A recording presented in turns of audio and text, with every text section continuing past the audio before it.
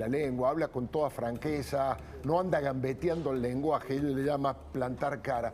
Pilar, ¿de qué manera crees que se puede afrontar fenómenos, por ejemplo, como el de los piqueteros, que tampoco tiene demasiado reflejo en otros países del mundo, el fenómeno piquetero y el fenómeno de los sindicalistas millonarios, que en otros países, los países vecinos, Uruguay, Chile, los sindicalistas en realidad son duros, son combativos, clasistas algunos de ellos, pero no millonarios como en la Argentina, ¿no?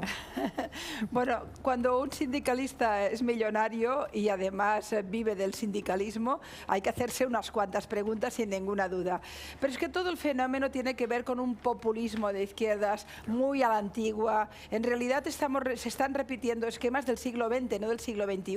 El siglo XXI ha cambiado los conceptos y sin embargo en Argentina se mantienen actitudes populistas pseudo-revolucionarias que en realidad lo que atacan es la democracia, con lo cual no tiene ningún sentido. Es decir, por eso comentaba hace un momento que realmente aquellos líderes que quieran tomar las riendas del país y darle la vuelta tienen que pensar en un cambio de estrategia y de paradigma. No, esto es insostenible. Los ciudadanos no pueden estar con piquetes cada 2 días, piquetes ideológicos. Claro. Que además van en contra de la clase media, de los que están trabajando, de los que consiguen mantener el país, con sindicalistas que se han profesionalizado y viven fantásticamente del sindicato. Todo esto es una gran mentira. Forma parte de la parafernalia del populismo de izquierdas. Y ni siquiera te damos más información de lo que se conoció hoy, ya no de sindicalistas, sino de planes sociales y sus beneficiarios que compraban dólares, tenían autos a su nombre, bueno, en fin. Yo quería preguntarte, teniendo en cuenta que te reuniste con Patricia Bullrich, con algunos referentes de la oposición, que estás viendo también lo que pasa en el gobierno, si vos percibís, sin pedirte un pronóstico naturalmente, pero si percibís un clima de continuidad o de alternancia en el año electoral que empezamos el que viene. Débora, alternancia, claramente. Y además soy muy honesta porque si percibiera algo en sentido contrario también lo diría y lo diría con pena.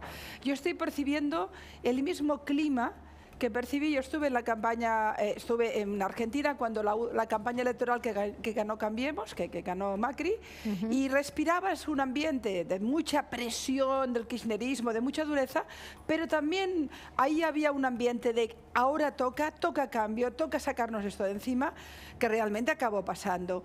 Y yo hasta que no he venido a Argentina no lo he percibido. En conexiones con vosotras, en lectura de prensa, me parecía que estaba peor. En el momento en que he pisado Argentina, he empezado a hablar con gente, no solo líderes políticos, taxistas, gente en el hotel, gente que me para en la calle, recibo una pulsión de basta ya, esto es un disparate y no puede ser más, que en realidad, bueno, a mí me anima porque recuerdo ese momento de Cambiemos. Y cuando percibís esto, ¿crees que es tiempo dentro de esta idea de cambio para halcones o para palomas? Un poco retomando lo que te planteaba Jonathan. ¿Crees que van a primar las posiciones moderadas que bueno, algunos analistas políticos dicen son las que terminan cobrando centralidad en una elección presidencial, o que hay margen para algo más de fondo, más radicalizado, más de shock? Tú no puedes combatir de ninguna manera una demagogia masiva, un ambiente demagógico populista, si no lo haces con una cierta actitud determinada y en un cierto combate. Esto es un combate dialéctico, un combate político, pero tiene que ser un combate sin complejos. Además, posición moderada yo creo que la tienen todos, es decir, la moderación es hacer una política económica correcta, una política de exteriores que no te alíe con los locos de turno, sino con gente, con países un poco sensatos, en fin.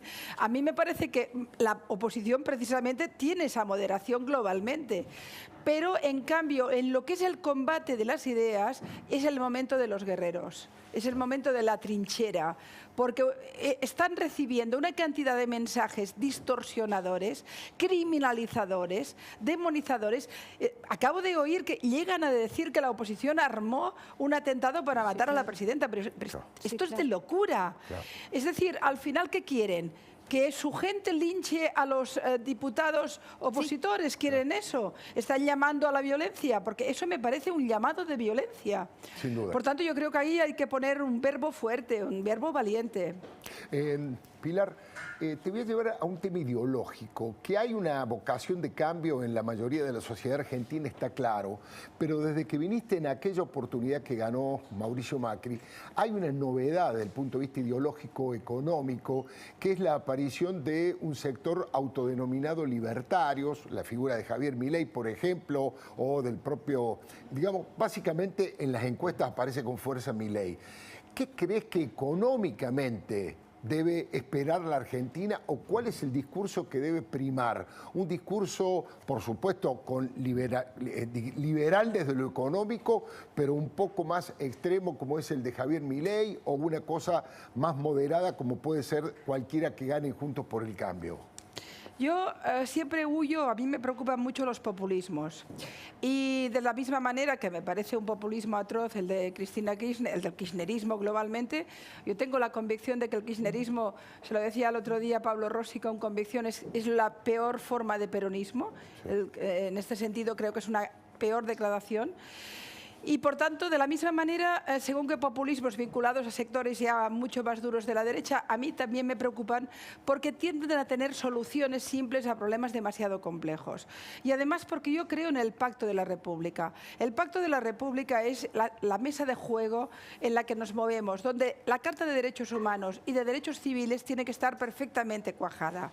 Por tanto, desde luego a mí me gustan oposiciones que se muevan en lo económico, en planteamientos de democracia liberal, sin duda, pero también muy fuertes en derechos civiles. Claro. Y en cambio estos populismos muy extremos tienden a hacernos preocupar mucho en temas de derechos civiles. Desde luego yo, no conozco suficiente a Milei que comentabais ahora, pero los experimentos no los hagamos con gasosa, ¿eh? Es decir, de momento me parece que tenéis una oposición muy centralizada, fuerte, que tiene planteamientos, parecen de futuro interesantes. Yo creo que eso es más seguro, sin duda. ¿Y por qué recién hablaste de las relaciones internacionales de la Argentina, ¿no? Claro. ¿Por qué crees que mira el gobierno de Cristina Kirchner y Alberto Fernández con tanta indulgencia, benevolencia a las dictaduras de Venezuela, de Nicaragua, de Cuba, sin hacer ningún cuestionamiento a las violaciones de los derechos humanos de esos países? Y también el Grupo Hamás. También el Grupo Hamás, ¿no? Y la mirada que tienen, por supuesto, sobre el conflicto en Medio Oriente. Bueno, repetiré una frase que he dicho esta tarde en el acto de Patricia, pero es que creo que vale la pena. Utilizo una frase de Abbas, del líder israelí de hace muchísimo tiempo, Abu Abbas, que dijo, no pierden... Lo diré respecto a la Argentina. El presidente de gobierno y el gobierno en general no pierde ninguna oportunidad de perder todas las oportunidades. Claro. Argentina se ha ido equivocando en los últimos tiempos de alianzas internacionales, pero con una persistencia que parece increíble.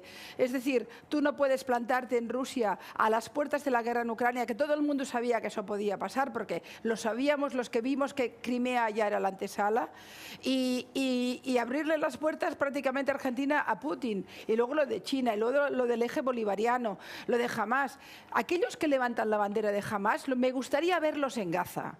Me gustaría ver a las chicas, a los homosexuales, a los opositores, bueno, pues les pasan por el cuello a todos.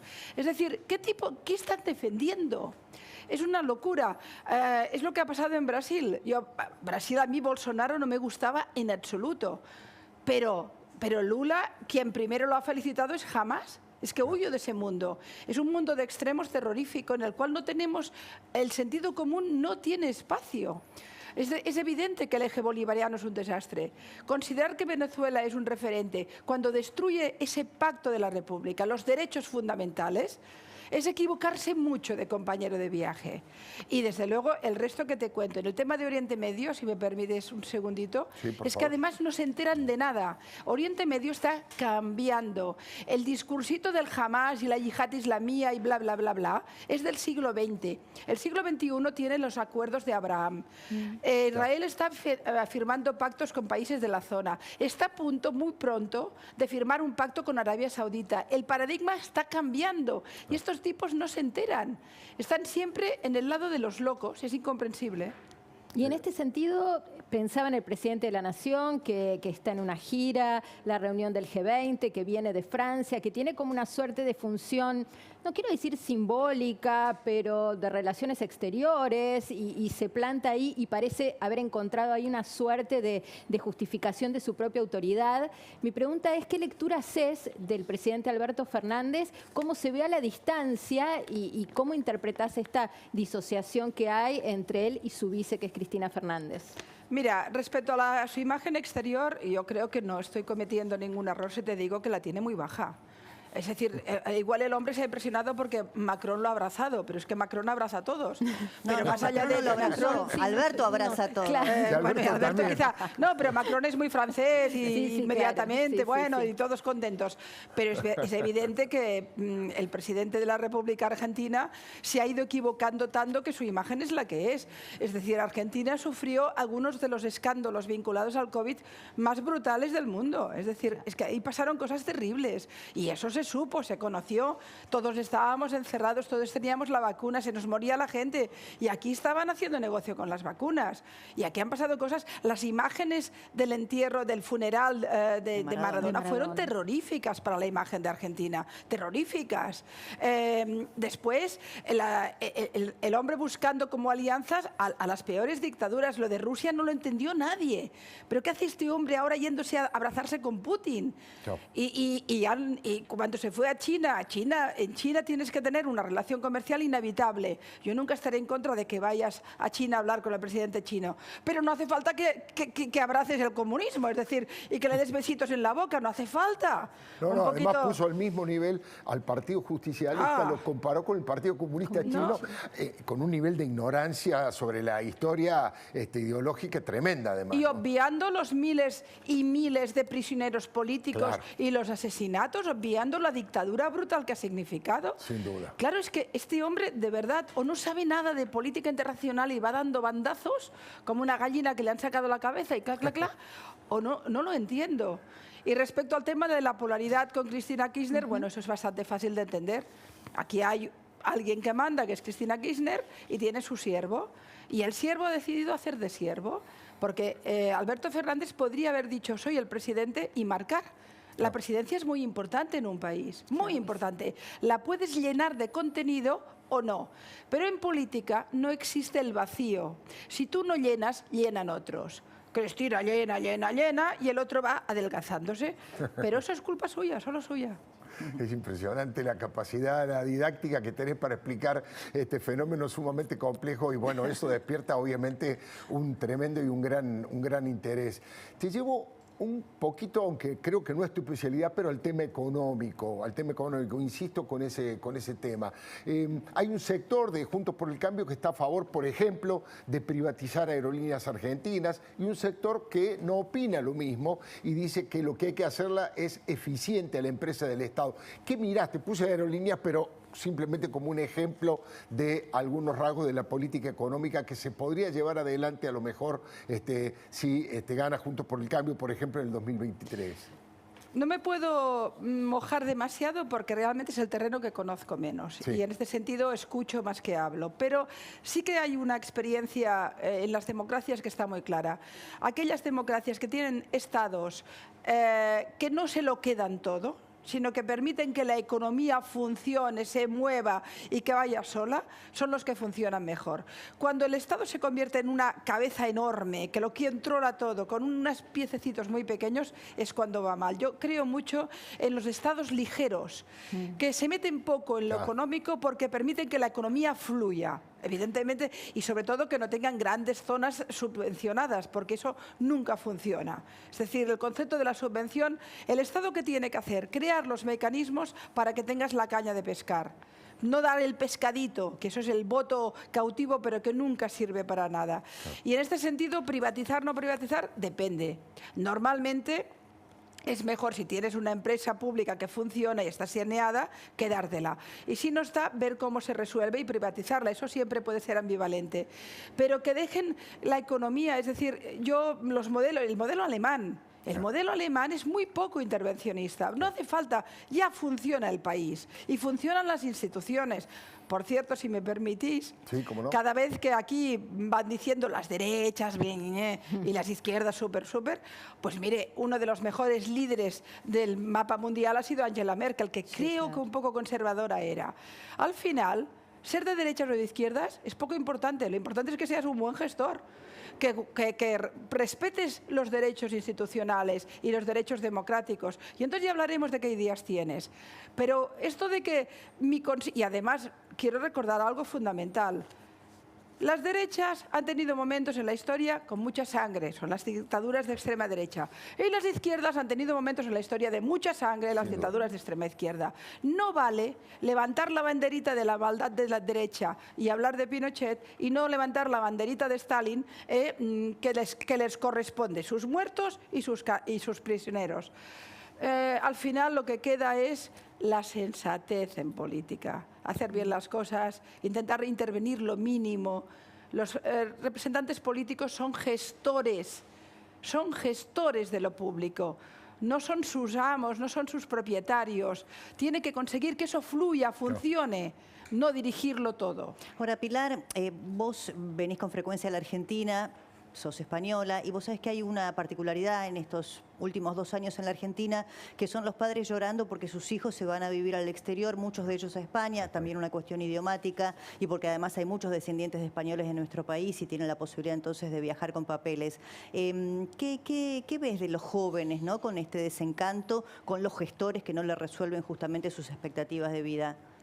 Bueno, esto sí que es realmente terrible, porque estos días que estoy aquí, solo estos días que estoy aquí, no sabes la cantidad de personas que me han parado diciendo: mi hijo está en Barcelona, mi hijo está en Madrid, ay, pues voy mucho porque tengo mi hermano, y después amigos y gente que conozco diciendo: me estoy planteando irme del país, o especialmente los jóvenes que buscando alternativas.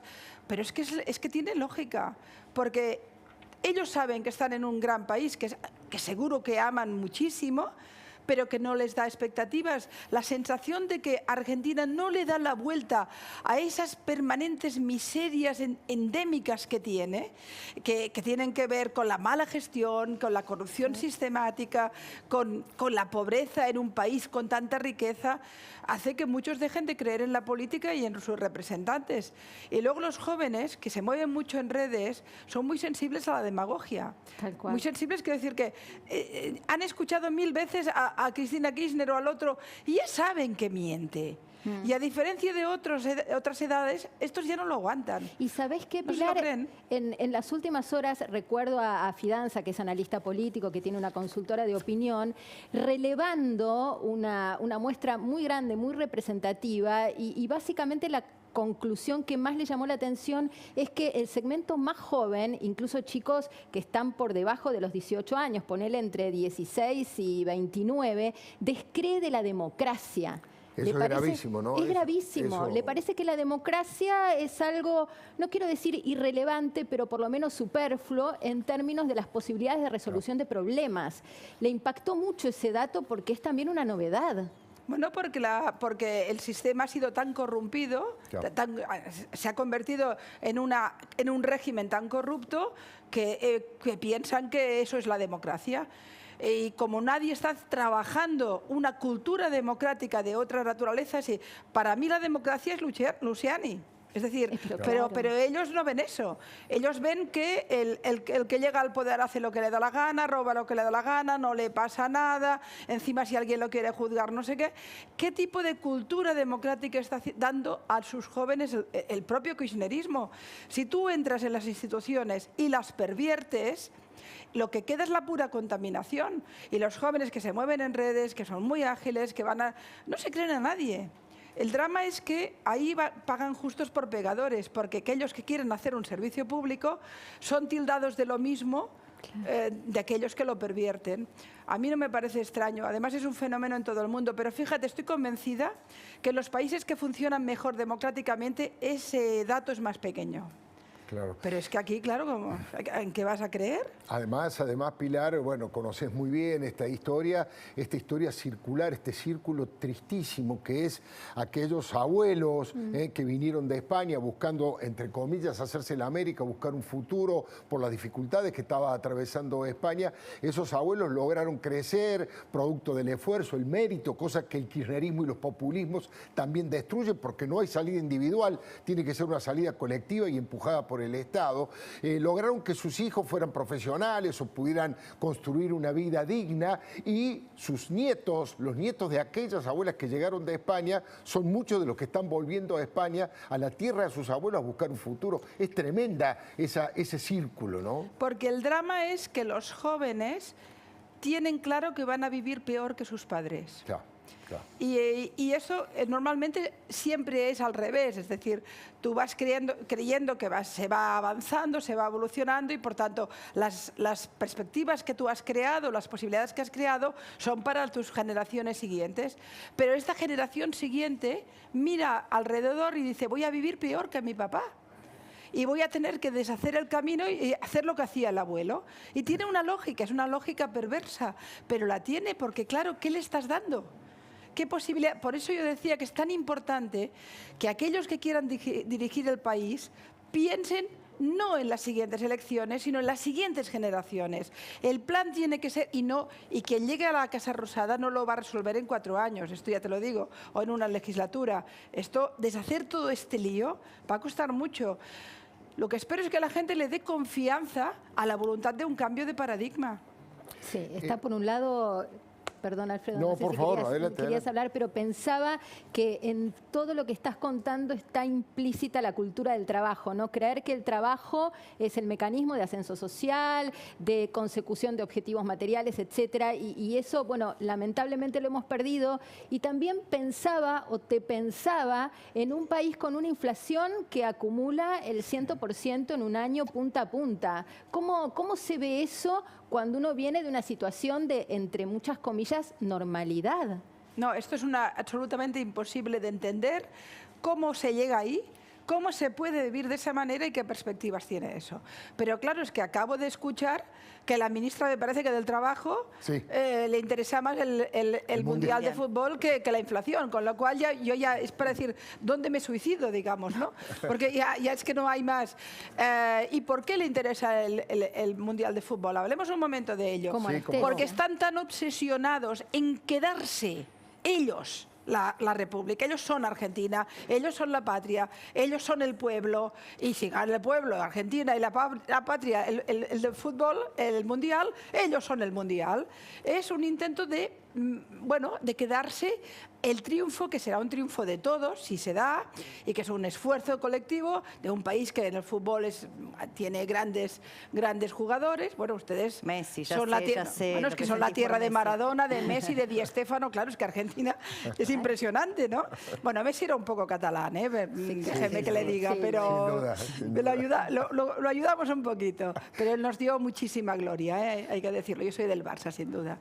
Pero quiero decir que, claro, si tú tienes una ministra del Trabajo que probablemente no debe saber ni qué hacer con la inflación, ni qué planteamientos tiene que hacer, ni qué proyectos, que no tiene ninguna mirada lejana, y solo le preocupa de mantener la sillita y dice, a ver, ¿dónde la voy a conseguir? Hombre, pues a ver si me ganan el Mundial. Que va a haber entonces aquí una gloria kirchneriana espectacular. Sí. Espero que no se dejen atrapar los ciudadanos. El problema es más profundo, porque vos sabés que la Argentina tiene una particularidad, que es el único país de la región que ha ido hacia atrás, que ha involucionado en relación al PBI per cápita. Ayer me daban un dato que es muy impactante. Tremendo. En los últimos 10 años el PBI per cápita en la Argentina decreció prácticamente 1/3, mientras que países vecinos, no sé, como Uruguay o Chile, el PBI per cápita creció. Sí, Paraguay, Bolivia también. Paraguay. O sea, claro. Es un país que va hacia atrás, ¿no? Y eso es muy frustrante, muy frustrante. Bueno, es que Paraguay mejore en PIB en respecto a Argentina es delirante, es el mundo al revés. Que felicidades a Paraguay, sí, no es que lo... Pero quiero decir, es que Argentina tiene todos los recursos. Es que es una auténtica acción criminal respecto a la economía del país, que en este país haya bolsas de pobreza tan importantes. Es que es criminal. Es decir, hay que pararse en seco y decir basta y resolver esta situación. Y yo creo que ahí sí que realmente la responsabilidad del kirchnerismo es absoluta. No solo robó todo lo que pudo y más, sino que además gestionó todo lo mal que pudo y más. Es evidente.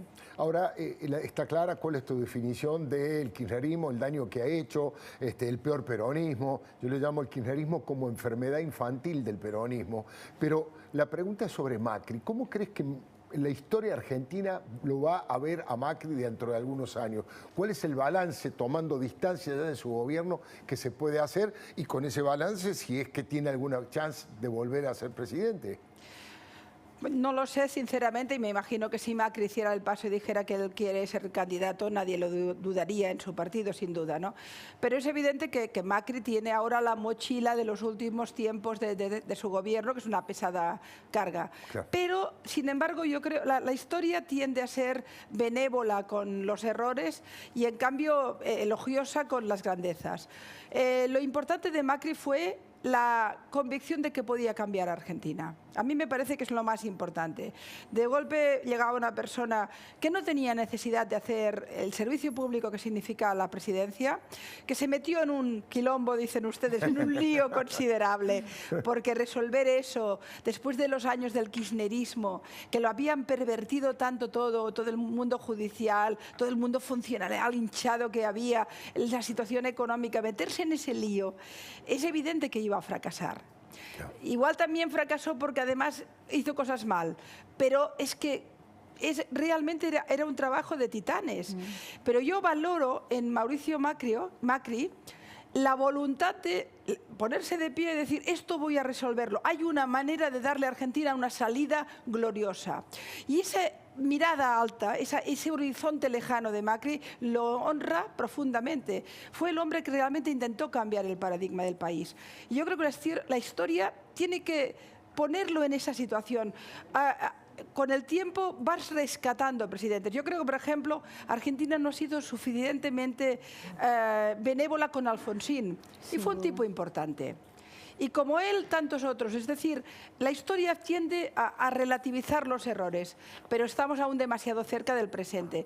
A pesar de esto, yo creo que si Macri quiere ser el presidenciable, va a ser indiscutible, continúa siendo Macri. Pero va a dejar algunos heridos en su fuerza política, eso ya te lo adelanto. Sí, pero vaya, de momento parece que no va por ahí, no sé. Veremos, esa reflexión la dejamos para después de este brevísimo corte, ¿eh? Ya venimos con, obviamente, Pilar Rahola y se está preparando Odisea Argentina con Carlos Pañi.